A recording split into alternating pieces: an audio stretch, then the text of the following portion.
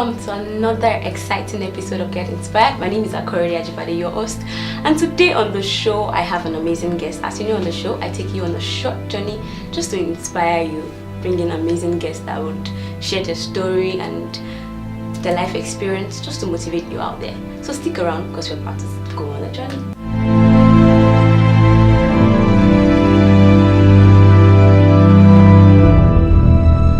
Welcome back. So with me in the studio I have Salami Oluwasesan Abbas.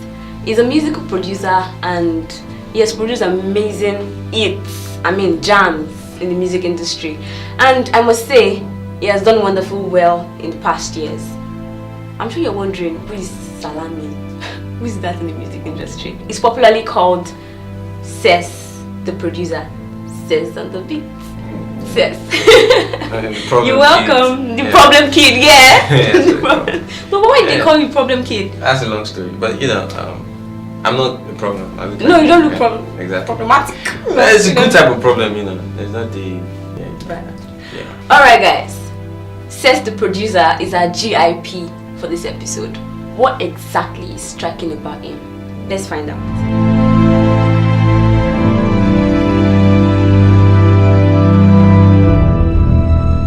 So who is Sess the producer? Like the name behind Sess the producer is Salami Oluwasesan. So who is Salami Oluwasesan before Sess the producer that we know now? Well, Sesan is just a regular guy. I used to be a lawyer. I actually went to university to study law. I went to the law school. I actually practiced for a few years before I decided to pursue my dreams as a musician, as a music producer. And yeah, as a musician really, because I started as an artist. There's been a lot in my journey. But before me choosing the path to be a producer, like I said, I used to be a lawyer. And I went to school.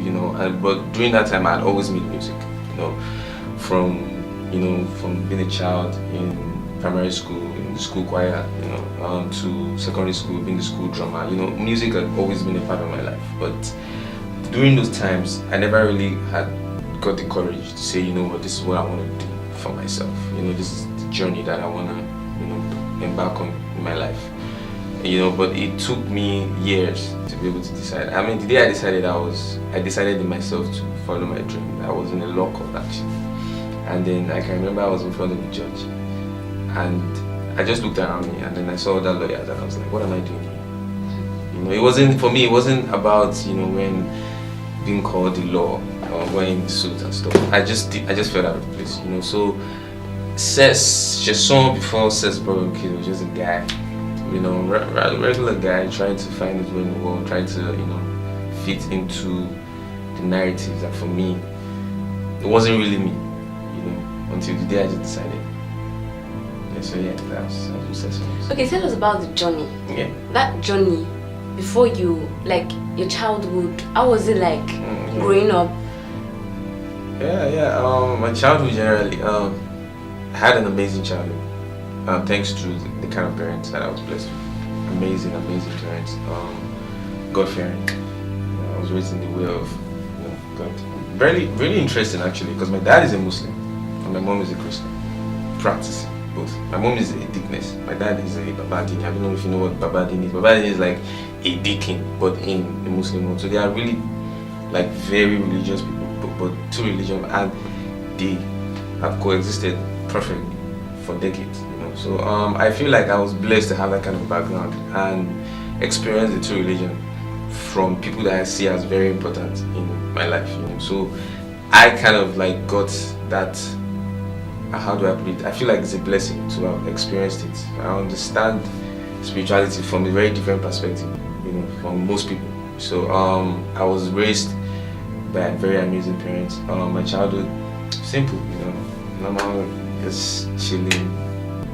Nothing. I would not say that I had, bad experiences. No, I had an amazing childhood. I will always thank God for that. And I thank God for the kind of parents that I have. Very supportive, very open-minded. For you to have a dad and a mom that are two different religions and I've been able to coexist, you understand that I have very liberal parents, and so that kind of made them support my decision to chase my dream. You know, so they kind of helped me, you know, gain the confidence to actually choose what I'm doing right now. So they were very supportive. They've always been supportive. So what age did you start the producing job? What age did you start producing music? Producing music, actually, I think I was 16 and I was 17. Yeah, 17 actually. That was my second year in university. So, but before then, I've been making music. You know, I started out as an artist actually. You know, I started out as an artist. I'm still an artist.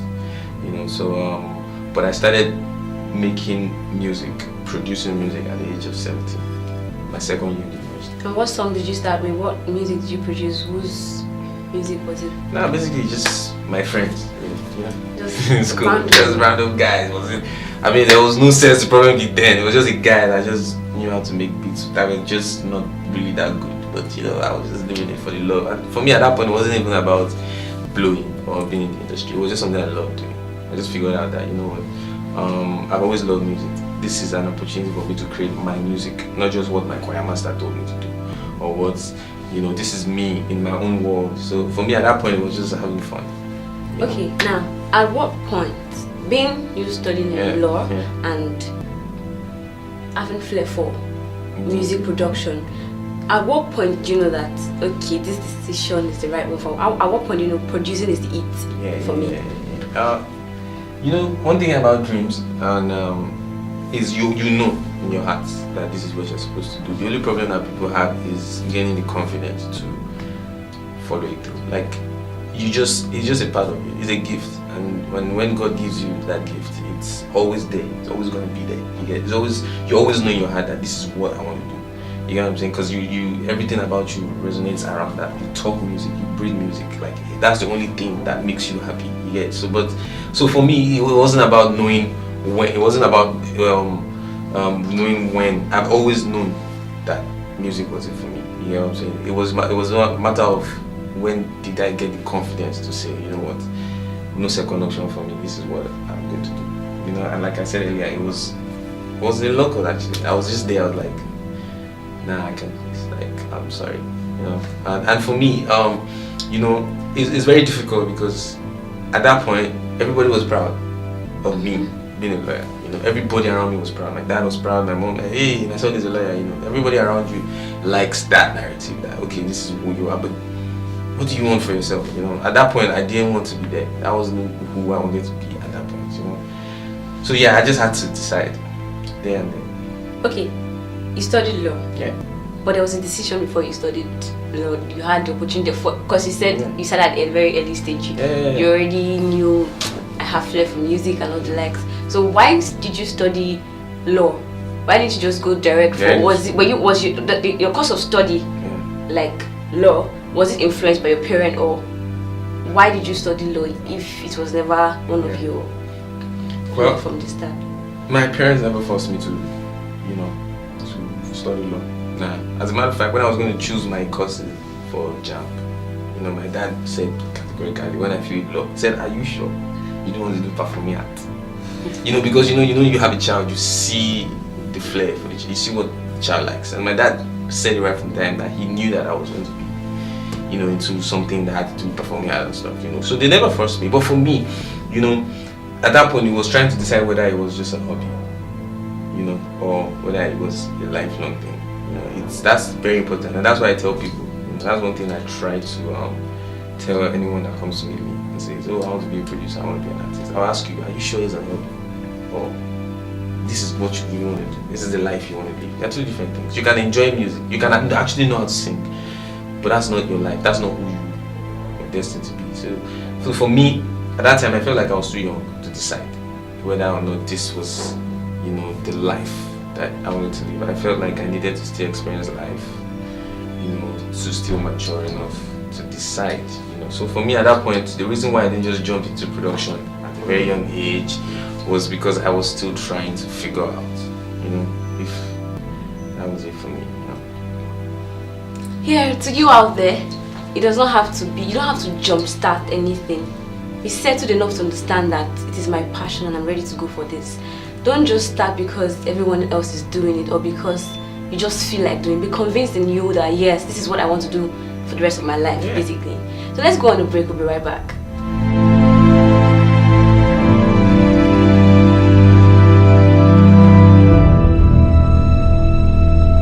Welcome back, guys. So we are still here in the studio with Sess, the producer. How you doing? I'm great. I feel great. All right. So who are those you've produced for in the music industry? Quite a number of people, though. But like my major person I've worked with, like my major artist is Fowls. You know, I worked with Fowls. I produced a lot of songs for Fowls.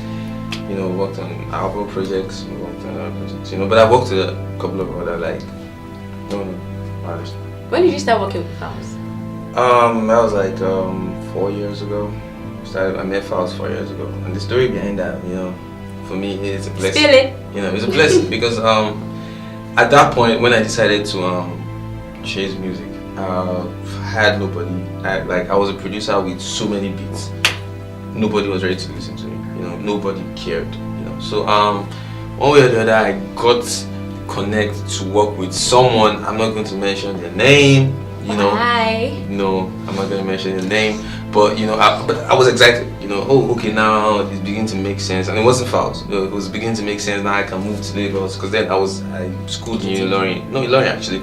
So in Ilorin, I stayed in Ilorin. My parents still stay in Ilorin, so I was with my parents.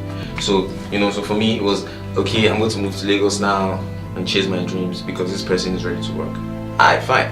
Then I packed my stuff and moved to Lagos. Then what happened? The person stopped responding.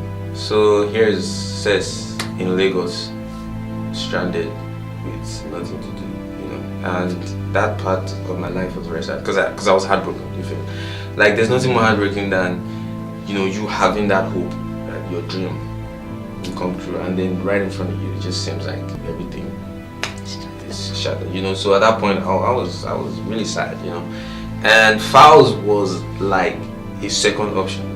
Like my manager at that point was like, you know what, I know this guy, he's actually a really dope rapper. He's not really big yet, you know, but I see prospects. He's also a lawyer, and I think that you guys will connect well. So just, you know, you guys should start from somewhere, you know. I know he's not big yet, he's not big, but just try, you know.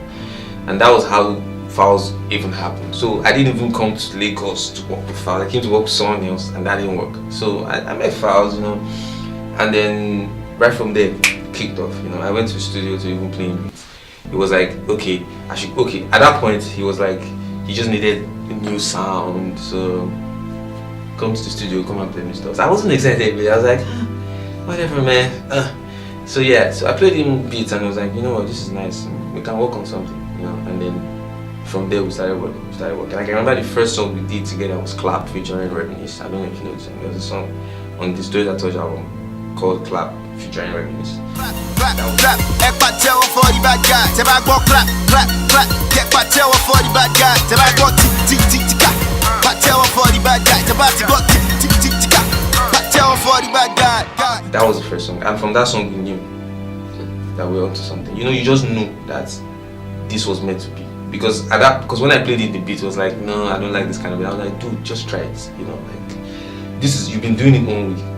I'm in your life right now, and let's do something different, new. You know. And we're at a point where we needed to prove to each other that, and prove to the world that we didn't make a mistake. He's a lawyer. You know, we all know his dad to be Femi Falana. That's a prominent lawyer. So Femi Falana was saying, you know what, I want to be a rapper. And you know, so he needed to prove. Me also telling my parents that, you know what, I don't want to practice law anymore. I want to be a music producer. We needed to prove to people that we weren't stupid. So we're at a point where, you know, we needed to, you know, so it was us isolating ourselves from everybody and just trying to do our thing, you know. So that was where everything started for me, you know. And at that point, I always tell people, it's okay if life tries to, you know, bring you down. That's always going to happen. You know, at every point in time, there's always going to be something that will make you feel like there's always going to be 100,000 reasons for you to quit. Quitting should never be an option, you know. So it should never be an option. You know, you always make sure that you're making moves, no matter how small they may seem. You know, no matter, because for me the Fowls was like, you know, I'm serious. This is me being honest. For me, it was like, you know, but we grew into this now. You know, I started small. You know, at that point, I was you know, somewhere in my heart I was like, oh well, okay, let me just start from somewhere, and God used that. I'm a very spiritual person. It's like God for me is everything. So God used that and blessed it, and you know, brought us far. So yeah, that's his foul story. Aside from files, who else in the industry? Well, practically a lot of people. I cannot. They just basically don't be mentioning anybody. But like I've worked with, you know, major people, YC, Remo, you know, basically everybody. Yeah. But I've not worked with Whiskey. I would love to work with Whiskey. Okay. Yeah, if you get to see this. Yeah. Alright, to you out there, whatever anybody says to you, so far you've made that decision that this is what I want to do, and people have talked you down. The only revenge you have is to prove yourself, to prove them wrong.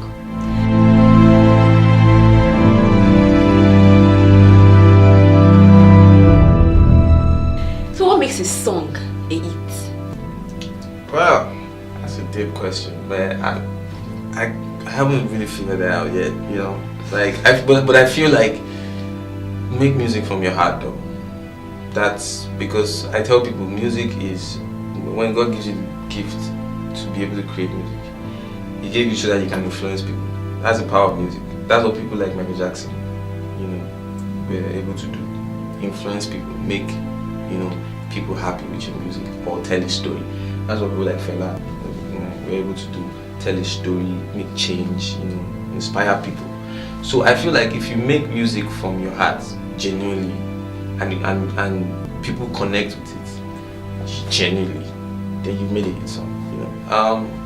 But you know, there's a lot of misconception about hit songs. As for most people, what they define as hit songs is the songs that play on the radio, the songs that get the most play on the radio. And you need to understand that those songs that get played on the radio, they're not there because they are actually the best songs. They are there because they're actually the most promoted songs.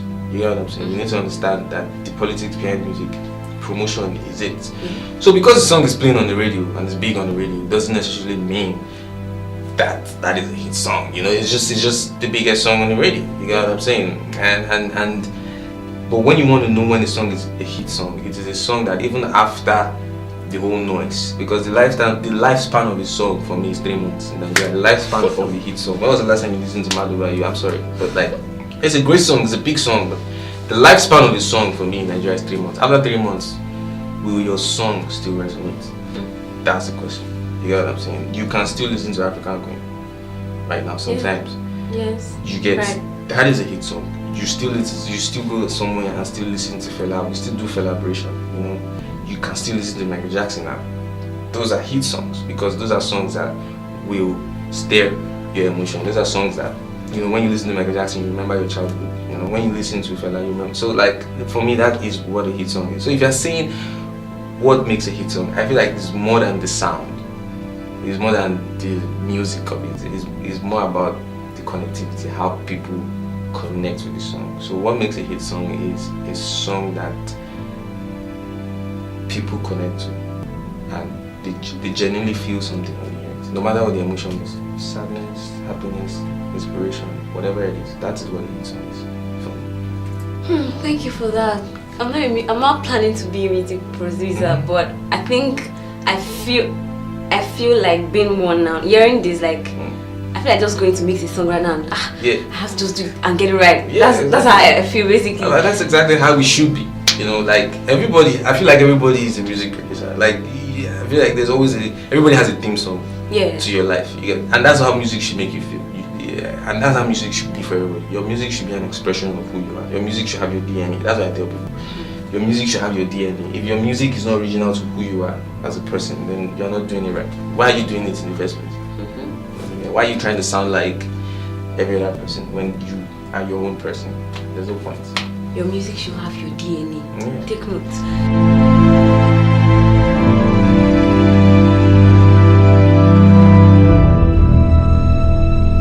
So now, what's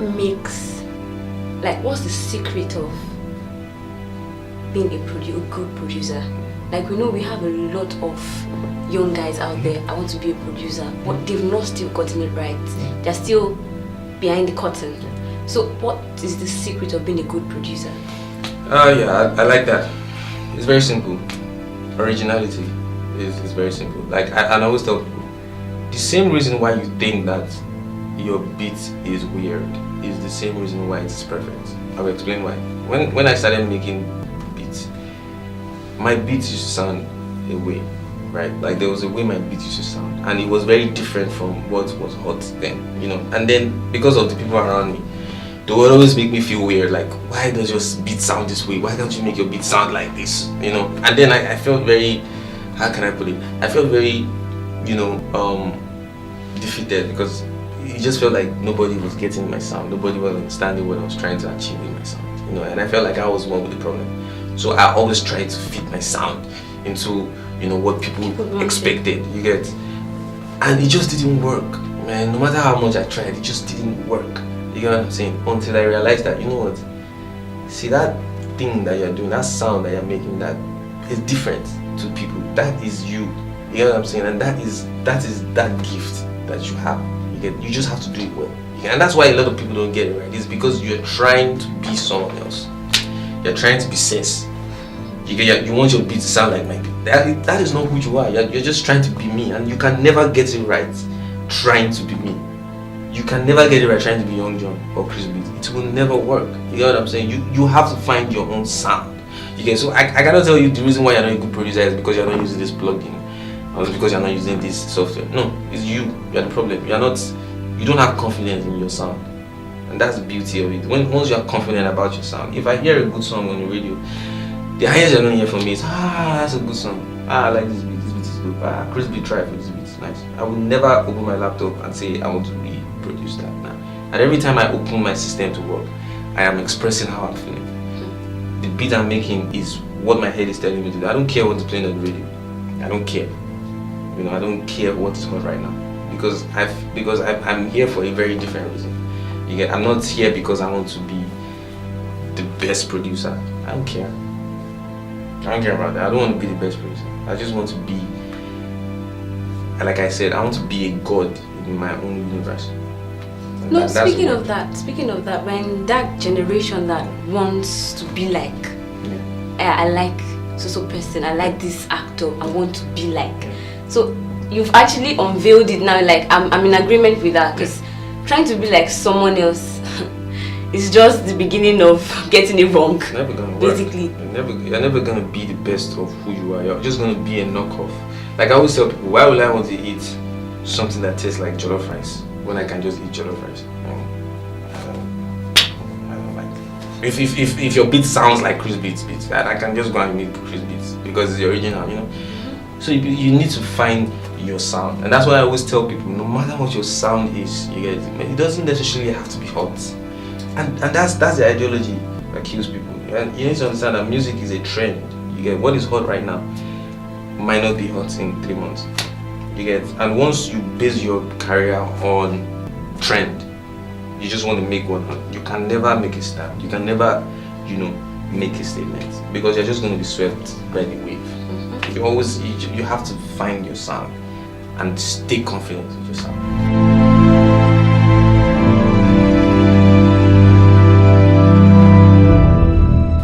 Do you attribute your success to? Number one, God, really. I mean, anyone asks me, what did you do right? I did not do. I am technically one of the laziest people in the world. Like I always say, I'm so lazy. I only do things as lazy is a, you know, subjective word. I work hard. Like basically, the reason why it's different for me is because my hobby is my work. This is the only thing I do. I don't have any. I don't play sports. I'm sorry. I don't really do. The only thing I do is make music. So for me, I don't have an option but to be hardworking, because even when I'm playing, I'm working. So it's different. But what I'm trying to say really is, it's not. For me, it's not something. I didn't really do anything out of the blue, like, you know, plan. It was just God, man. And then, what is the taste of failure to you? Yo, that's a good question, because I've had this conversation with a prodigy of mine, and I told him that the definition of failure for people is the problem why a lot of people are scared to do things. Now, when we're in secondary school, when we're in school, when you fail,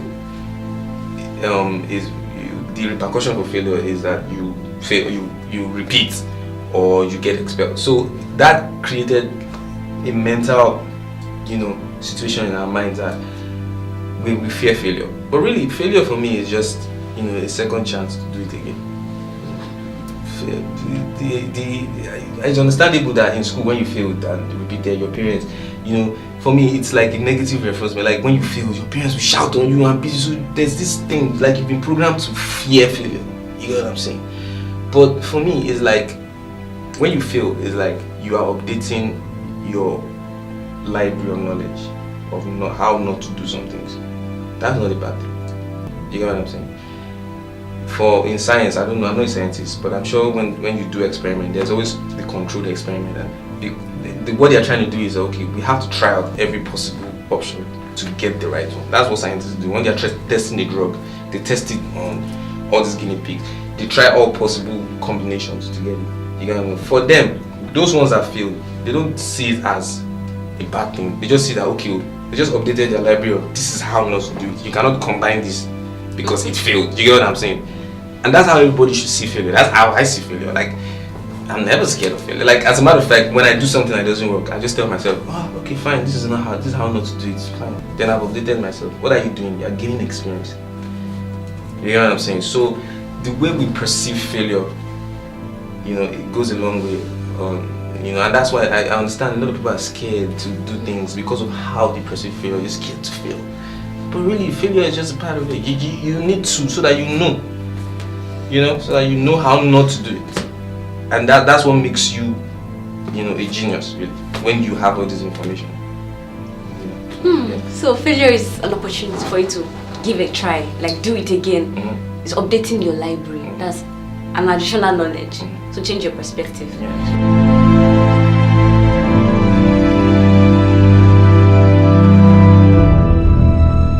In the next 20 years, where do you see yourself? Yes, Sess the producer in the next 20 years. In the next 20 years, I want to be in the forefront of the entertainment industry in Africa. I want to, because I feel like we are at a stage right now where our culture, we've always had a very rich culture. We've always been culturally rich, Africa, but we never had the opportunity to showcase that culture to the world and share with the world. We have a very beautiful culture, very rich culture. And we're at the stage now where people are actually coming to steal from us, you know, our sound, our rhythm, you know. So you see the music that is, you know, the trend of music right now is very Afro-based, you know, from Drake's album to what's his name now? A lot of these artists right now, their music is African based right now, and that just shows that we are getting to a point where, you know, we are beginning to get accepted by the world, and people are beginning to see the beauty in that stuff. So I want to be at a point in 20 years, I want to be able to, you know, be a part of an industry. I don't want to say great because it's not a one-man job, but I want to be an integral part of this industry that will successfully, you know, showcase the beauty of our sound and the originality of our music to the world. That's what I want to be. And what do you want to be remembered for in years to come? In death, in old age? Yeah. What do you want to be remembered for? When you say Sess the producer?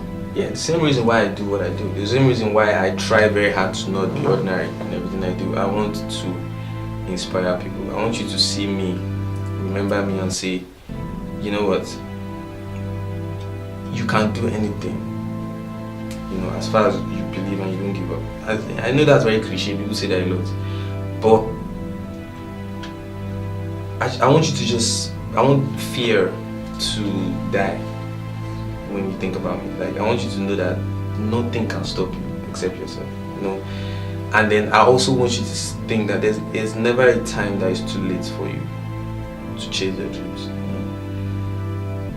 The hardest decision for in my life was choosing at that point. You know, when as a lawyer, there's security of job. You know, you are getting salary.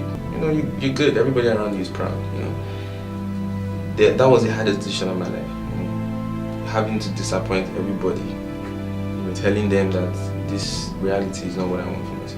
I want something, and then having them, you know, look at me as a failure. You know, but because I knew what I wanted to do, I stuck through it. I didn't care.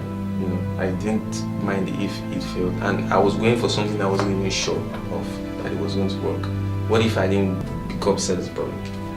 You know, so but at that point, my dream was more important, you know, than all what people felt, you know. So and a lot of people feel like, okay, but now I've invested so much into this dream, into law.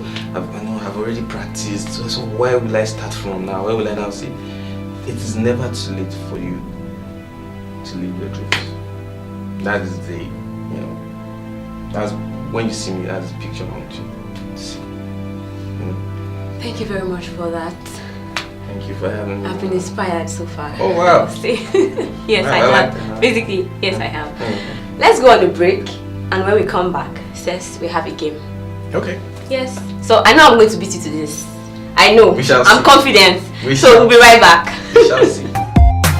Sess Problem Kid. I been a beat, you will know when we handle it. They say we the show gun, it's a damn habit. We no struggle to collect best artists. Killer with the flow, cause nobody sicker. The money and the fame now coming quicker. Queen of the coast, now they fight a nigga. Ha. Lord save me from Kalishika. Killer with the flow, cause nobody sicker.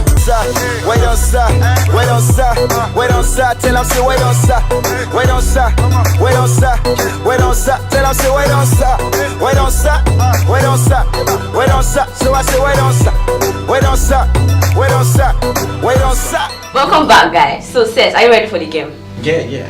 Okay. 10 motivational words in one breath. Okay. 5 from me, 5 from you. Okay. So we take it together. So we go. Yes. Are you ready? Yes. Be passionate. Dream big. Live life. Be courageous. Be persistent. Oh my God. Oh. Where did all the words go? Oh my. I'm the way. This is not meant now. No, I think I'm just good at making beats. Thank you very much. Nice, Good to have I had an amazing time. Yes, you've You really guys are inspired me amazing. today, I must say. Yeah, Thank you for honoring this invitation. And thanks for allowing me win the game. Well, no, I didn't allow you. You're actually really good. You really don't. Should I flip my hair again? Alright, thank you viewers for watching the show. And don't forget to follow us on Instagram, Facebook and Twitter at LegacyTV NG. And also subscribe to our YouTube channel. Thank you and see you next time. Bye. Get inspired.